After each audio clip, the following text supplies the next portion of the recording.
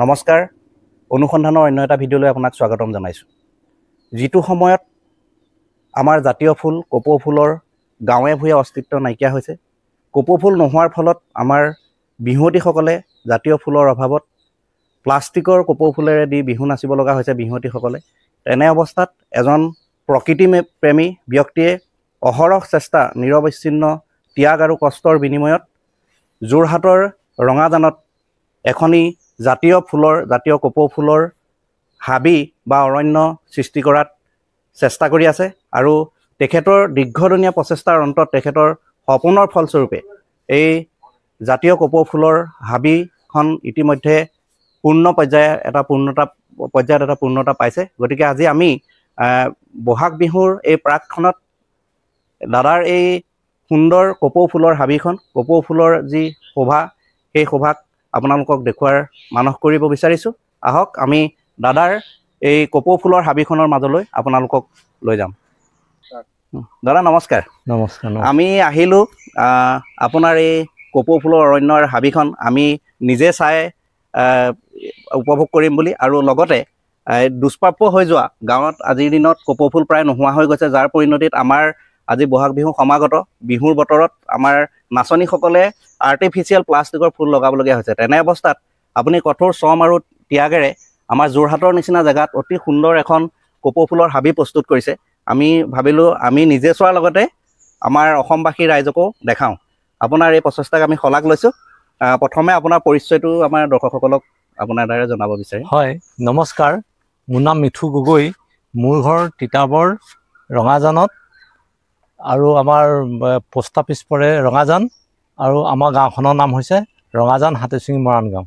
এই কপৌ ফুলৰ এই সুন্দৰ হাবিখন, আপোনাৰ ভাষাতে কৈছোঁ কপৌ ফুলৰ হাবি, কপৌ ফুলৰ হাবিখন এনেদৰে প্ৰস্তুত কৰিম বুলি আপুনি কেনেকৈ ধৰণে ভাবিলে, মনলৈ কিয় আহিলে, আৰু কিমান দিনৰ প্ৰস্তুতিত আপোনাৰ আজি এই কপৌ ফুলৰ হাবিখন এই এনেধৰণৰ ৰূপ পাইছে?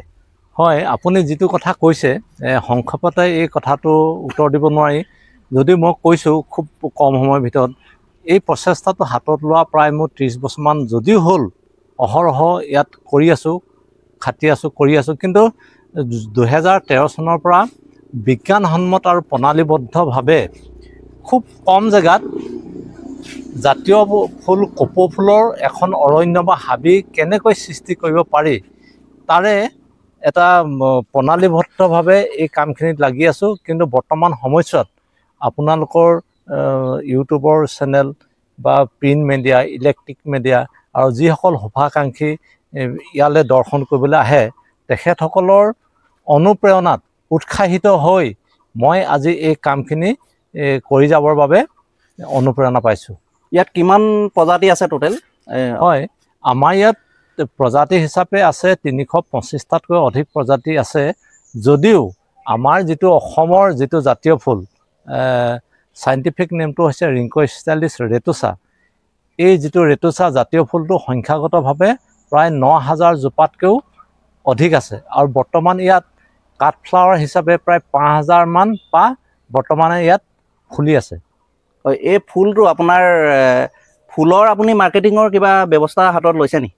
হয়, মই যদিও মই এইটো নিচাহে, মই ফুল অৰ্কিডটো যিটো ৰোপণ কৰিছোঁ এইটো মোৰ নিচাহে, কিন্তু নিচাটো পৰৱৰ্তী টাইমলৈ কিবা পেচা হিচাপে পৰিৱৰ্তন হৈছে, আৰু এই পেচা হিচাপে যি মিলন ঘটিছে, সংযোগ হৈছে, এইটোত মই যোৱাবাৰ আপোনালোকে নিশ্চয় চাগে পাইছে, ৱৰ্ল্ড ৰেকৰ্ডৰ বাবে, বিহু ৱৰ্ল্ড ৰেকৰ্ডৰ বাবে ইয়াৰ পৰা প্ৰায় 5000 মান কপৌ ফুল, আৰু অনানুষ্ঠানিকভাৱে বেচৰকাৰীভাৱে প্ৰায় 2000 মান কপৌ ফুল নিছে।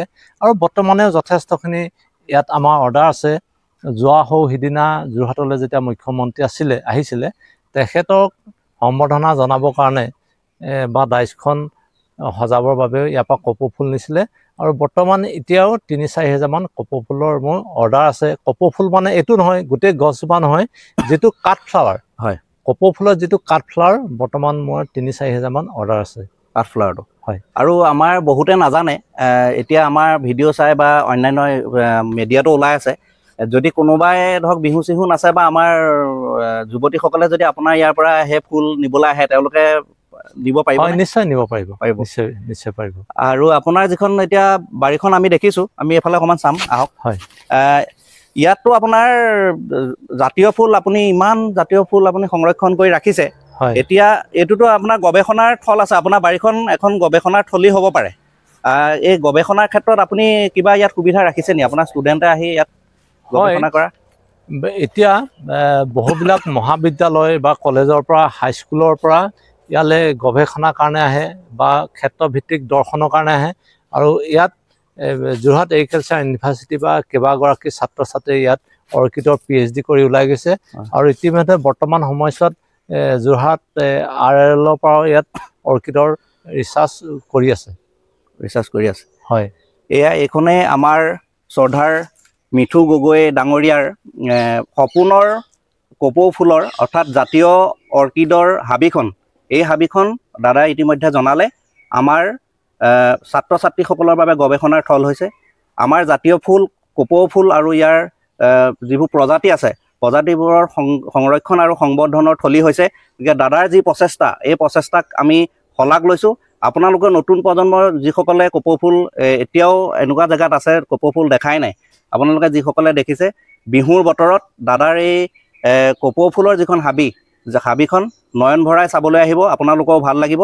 আৰু ছাত্ৰ ছাত্ৰীসকলেও, আমিও আজি আহি দেখিলোঁ আমাৰ যোৰহাট DCB কলেজৰ ছাত্ৰ ছাত্ৰীসকল আমাৰ দাদাৰ এই হাবিলৈ আহিছিলে অৰ্কিড চাবৰ কাৰণে। তেনেধৰণে ছাত্ৰ ছাত্ৰী বা অন্যান্য টুৰিষ্টসকল আহি থাকে। দাদাৰ এই পৰ্যটন থলীলৈ আপোনালোকো আহক আৰু দাদাক উৎসাহ জনাওক। দাদাই ক'লেই ইমান এটা মহৎ কাম কৰি আছে, কিন্তু প্ৰফেশ্যনেলি দাদাই এতিয়াও আগবঢ়া নাই। নিজৰ জাতীয় ফুলপাহক সংৰক্ষণ আৰু সংবৰ্ধনৰ ক্ষেত্ৰতহে গুৰুত্ব দিছে। এয়াই আচলতে এনেধৰণৰ প্ৰকৃতিপ্ৰেমী আমাৰ মাজত আজিও আছে কাৰণে প্ৰকৃতিখন বৰ্তি আছে। আপোনালোকো আহি দাদাক সহযোগিতা আগবঢ়াব। আমি এনেধৰণে ইতিবাচক বাৰ্তা দিবৰ বাবে আপোনালোকৰ মাজলৈ পুনৰ ভিডিঅ' লৈ আহিম। এনেধৰণৰ ভিডিঅ'বিলাক যদি ভাল লাগে আপোনালোকৰ পুনৰ এনেধৰণৰ ইতিবাচক বাৰ্তা পাবৰ কাৰণে আমাৰ ভিডিঅ'বোৰ আপোনালোকে লাইক, শ্বেয়াৰ আৰু ছাবস্ক্ৰাইব কৰি দিব। আৰু পৰৱৰ্তী এনেধৰণৰ ভিডিঅ'ৰ বাবে চাই থাকিব অনুসন্ধান।